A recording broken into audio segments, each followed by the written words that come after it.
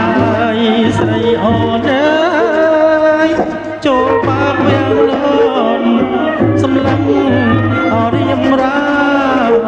ងមិនតន់ស្លាប់ដូចពីងាយគេថា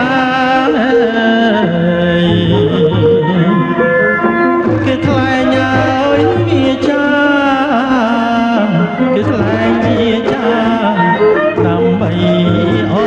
នស្រីអើយមកខំអូ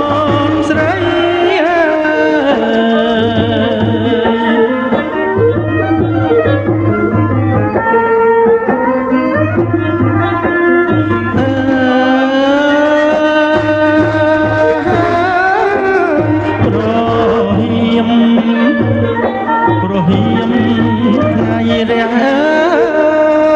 ចេញមកទៅផ្ទះជាមួយជ័យបងរៀមពងរត់ស្រីហើយលើហើយតែម្ដងអើយស្លាប់ពេលហើយនេះម្ដងស្លាប់ពេលនេះម្ដងជាងរស់នៅហើយជាងរស់នៅ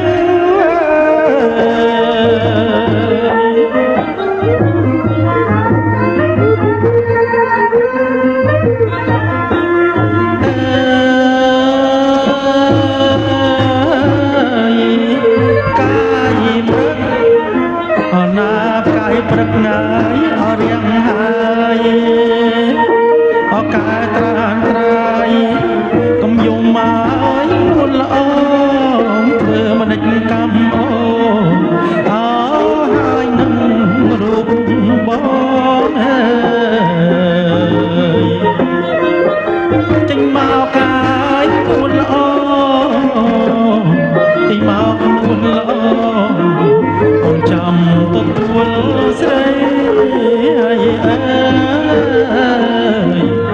បងចាំទទួលស្រី